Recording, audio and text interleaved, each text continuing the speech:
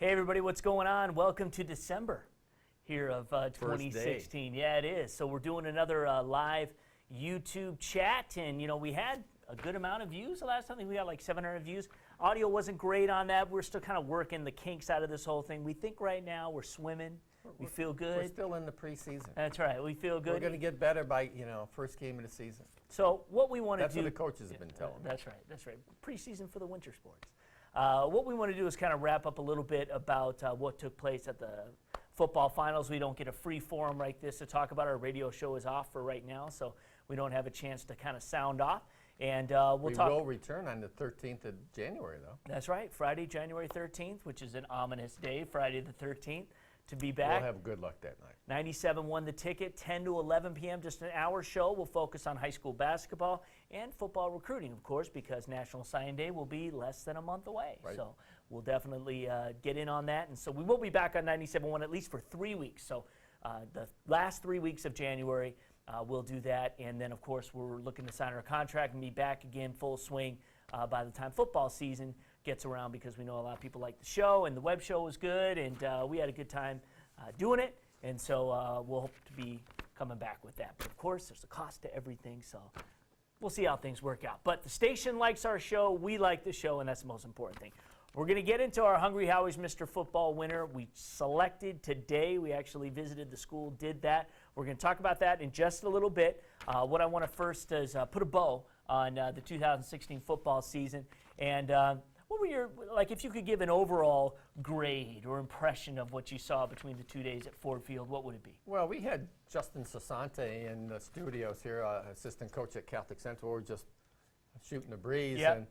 And I told him, I said, athletically, Cass Tech was one of the best teams I think I've ever seen. Now, did they always play as a team? I mean, you look at the close games against Saline and Utica Eisenhower, were they always playing up to that form?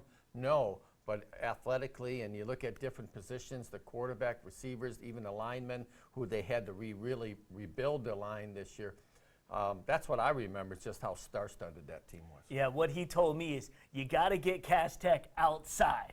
Once you get them inside, forget about it, because that's when their team speed really takes over. Yeah, and also, staying in the PSL, you think about all the trials and tribulations that Detroit Martin Luther King went through during the summer with the Dale Harvell, the sudden heart attack that he had, and all the changes they had, the sorrow they had to go through, the regroup after that, and we lost all these stars, Donnie Corley Jr. at Michigan State. Players were gone. Lose twice to Cass Tech. Yes. And rebound from that. Well, the year before, Cass Tech lost to King twice. Right. So but didn't win the state title. Correct. Lost they the got state to the title. final. Right, So King exactly. actually took that next step. Yeah. So that's another thing I think about, just the perseverance that program had, and the coaches and the players.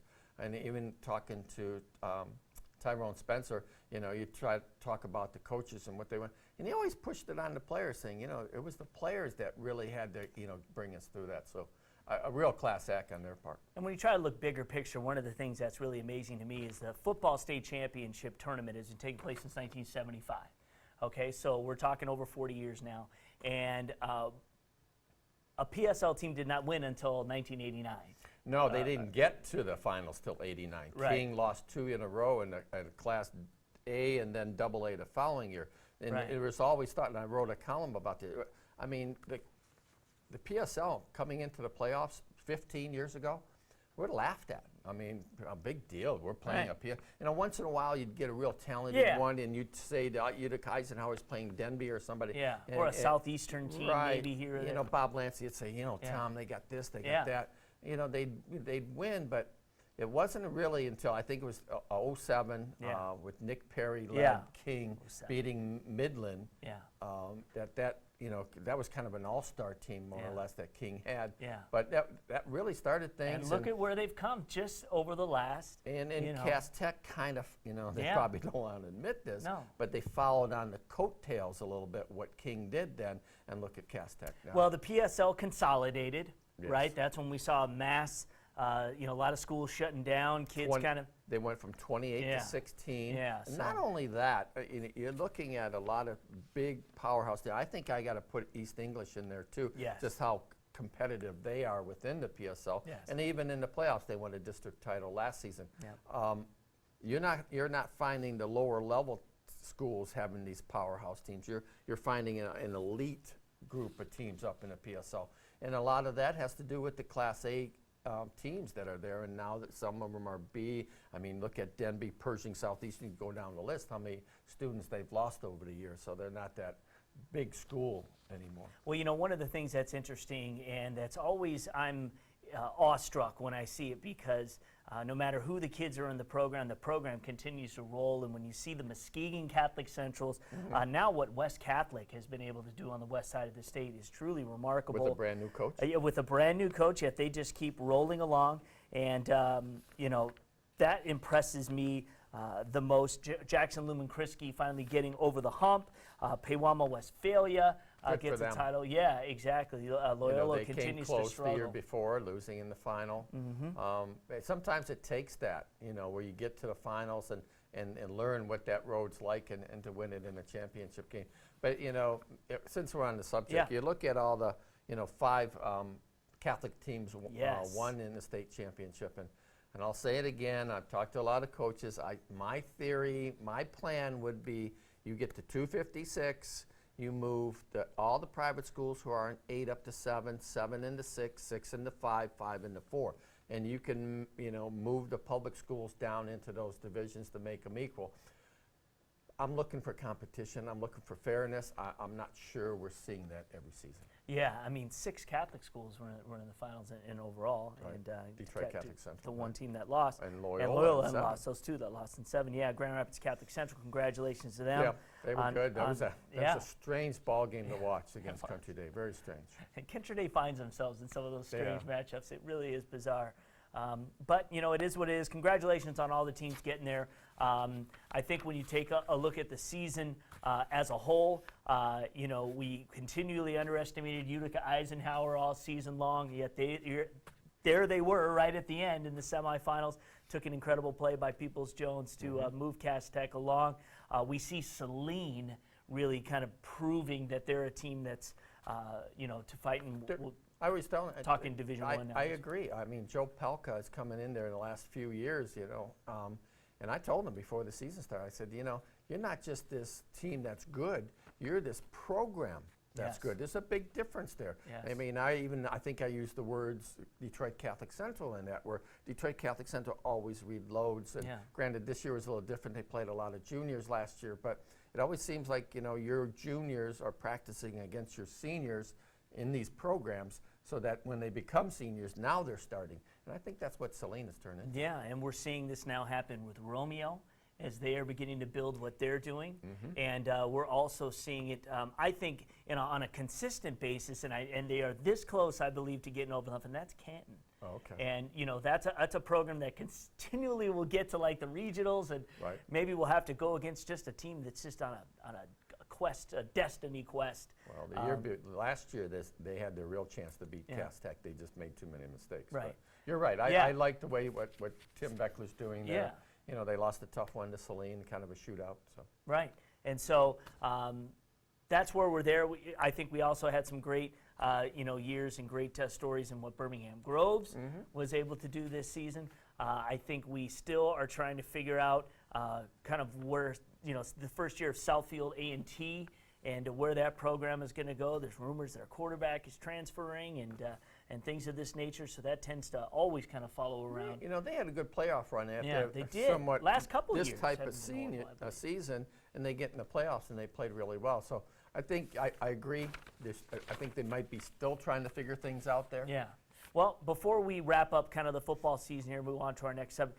What are some of the teams that people right now should start thinking about for next year? They're going to be strong. Maybe some sleepers, and maybe those who are just going to continue to roll. Well, you know, you look at Orchard Lake St. Mary's. I think their backfield were juniors. Their quarterback was a junior. Yeah.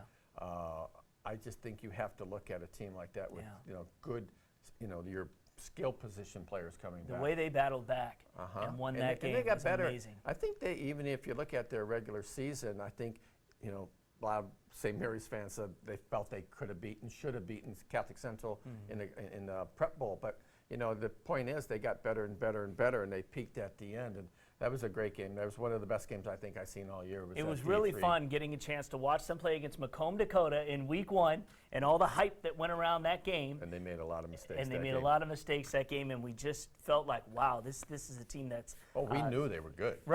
Right, but we just didn't, we were thinking, this may take, I don't know, this may not gel this year. New quarterback. Yeah. And Macomb, Dakota, we'd expected to be kind of the juggernaut. And they kind of went that way. Just kind of, they went that way, kind of came up a little bit, but and in the end, Utica talking to Eisenhower Justin Sassante to bring up his name again, you got Austin Brown coming back next year as a junior quarterback. He said he had all 3 linebackers coming back. You have a tight end coming back. The Catholic Central is going to be good again next year as well. No doubt that Cass Tech, Aaron Jackson, if you remember that name, actually played quarterback in last year's state final because Rodney Hall was out. He'll be a senior, so he will be back. We'll see what kind of a leadership he'll bring. But again, they have so many young guys. I think it'll just be the next guys that come in and step up. You've got to look at King, too. DeQuan Finn coming back at Finn will be quarterback. back, 2 of the best defensive linemen were sophomores. That's right. Yes, you're right. That's so exactly I think it's, you know, the same kind of teams, but in a different way. You know, Eisenhower had a lot of seniors, but they got their But quarterback Whitwer will coming be back. back. Yep. Very good guy. I'm sure we've had a lot of people who want to see him in that Mr. Football race next year. Speaking of Mr. Football for next year, that's before we talk about this year. We've got a lot of guys come back. So we've got several quarterbacks. Obviously the kid from Utica Eisenhower. We've got the kid from Fenton. Josh Zarnata. Zarnata is going to be in the mix. If you look at his numbers for this year, very impressive. We appreciate when our fans send us the stats and things of that nature. His numbers were outstanding. And of course, like you mentioned, the backfield at Orchard Lake St. Mary's is going to be very strong. And we, of course, have Tariq Reed, the running back out of Davison, who was in our contest this year. He'll be certainly one of the favorites right out of the It always gate. depends when you have a running back, what kind of line you have blocking for him, too. And Davison was obviously very good this year. So. Yeah, so yeah, we'll see. And one of the things you're just gonna have to step aside and just let me grab this. We did give this bad boy out earlier today, and this, of course, is our Hungry Howie's Mr. Football Award. So this is kind of the one that stays at home. And I'll tell you what, it was, you know, for those who have a feeling either way, you know, as to who should win the award. I want to just kind of put things into context so that you understand kind of how we come up with our decision. So we do have a state champs committee, a team that you know is comprised of many people, and we break down each category. And so we, you know, basically have a top 4 that will rank in each one of our categories, and we will debate, and we will sometimes even change our position based on debate, and that's how this thing really should be kind of figured out. Well, yeah, we look at level of competition, and a lot of times that's subjective. You take Walled Lake Weston, for example, competing in Division II. Was their playoff run as good as what Cass Tech played against? You know, who did they play during the season? Was there, you know, because Cody White, his numbers were outstanding during the regular season, and I thought Donovan Peoples-Jones actually did better when the playoffs started. And there were some games he played early in the season against Oak Park. I believe that was the opener at the PKC, and he was the MVP of that game. So, you know, we take a lot of factors in consideration. We try to actually take each player, who did they play, how well did they play against these teams. So. Yeah, and it really is it was real close. Yes, it was really close, and we battled. Now, one of the things that we do pride ourselves when it comes to this award is that we are the only major award that's given out throughout the state in any sport of where we allow the fans to participate in selecting who is going to be Mr. Football. Now, of course, it's not the deciding factor. There is a 20% advantage that you get if you win the online vote. Cody White won the online vote by 5,000 votes. That's how close the next guy was to him.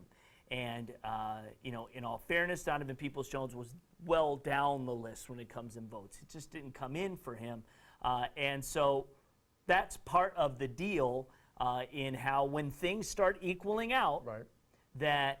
that is how some of these decisions are made, is that you go back to the people's champion, and that was Cody White this year. We could have given it to each and every one of our Final Four candidates and made it just a strong case as we can do for Cody White, that they should win the award. And I think they're in honored company to be a finalist. We have had a PSL runner-up now 2 of the last 3 years. Last year, they won the award, being Donnie Corley, Mike Weber the year before, and Donovan Peoples-Jones this year. So I'll tell you what, it was a great debate that we had. It's a terrific award. Cody White was phenomenal today in how we ambushed him, basically. So you'll see on Sunday when you watch the show that the coaching staff had basically said we were going to kind of get everybody together, take final pictures in what they call the media room at Walled Lake Western. And so they were all kind of lined up there with the cheerleaders and the band and taking some final pictures. And we burst. His family was there. Yes, exactly. His father, Sheldon White, who was a former Lions executive. For those of you who remember, he was the GM that took over for Martin Mayhew when he was let go. He is now actually working at Michigan State, which is where Cody White is going to be playing his football at Michigan 2 in a State. row for the Spartans. 2 in a row for the Spartans as far as Michigan football goes. I mean, as far as Mr. Football goes for the state of Michigan. So, yeah, that's interesting. And so anyway, it's a great race. This was our 9th award. We love doing it, and we think he's going to be a great representative for years to come. Now, certainly for those of you who are Donovan Peoples-Jones fans, and I hear from you, he will win other awards. He is a Army All-American, and wherever he decides to play his college football, we hope that it is maize and blue, because I know that's the only team in Michigan that he's got his sights set on. I know Florida is also big on his list, high on his list. That was his dream school as a kid, so you know how that is, how hard it is to see yourself, envision yourself as a youngster playing for the Gators. And certainly they had some great teams back then. We'll see what happens, but he is going, his ceiling, Ambry Thomas' ceiling, Cody White's ceiling, Khalil Pimpleton, and that's the other one that kind of gets lost in the mix here too, is phenomenal kid. How exciting was he on Saturday? Great state final. And again, if these two, any of these guys were up in a different year, maybe not as strong a year for this award, they would probably win. They just happen to all be great at the same time. So that's kind of where we're at with Mr. Football. And anyway, we love doing it. We'll love doing it again next year. Thank you to Hungry Howie's for supporting it. And thanks to everybody at Walled Lake Western for the hospitality you guys served to us today. So I tell you what, we're kind of wrapping up here. I just want to thank you, Tom, for another season. It's always been fun. We're always a little relaxed now when the football season is finally Then we over. get to the indoor sports. That's right. It was really a great season. There was so many ups and downs. You looked at a lot of teams. Obviously, in the beginning of the season, we talked about Dakota, and then Eisenhower moved up as the team from Macomb County. Romeo, I think, really surprised me. Yep. They lost so many players, yet get to the semifinals and lose to Catholic Central, the team they defeated last year in the regional final. I think it was a great year, and selfishly, I thought the weather was phenomenal, except for, it was a little dicey in the semifinals, not too bad, but the weather during the playoffs was terrific, which we kind of talked about. Isn't it nice that these teams, here they are trying to get to Ford Field, are playing in a good weather, and that weather isn't really a factor in whether they get there or not. And it was great seeing teams, kind of rise from the ashes, as it were. A team like a Hudsonville Unity Christian, who we hadn't seen do what they've done. School. Yeah, exactly. Do what they did. We had some beating the odds segments. I got to visit Detroit Central and see those guys who basically didn't even have pads to start the season, get all the way into the regional finals. Before. Ottawa Lake Whiteford. Yeah, Ottawa that was a neat story. Absolutely, great story on those guys, and Frankenmuth. Yes. And we're there, and I think they are a team that will be reckoned with for years to come, because they feel like they've got a nice little solid program there now too.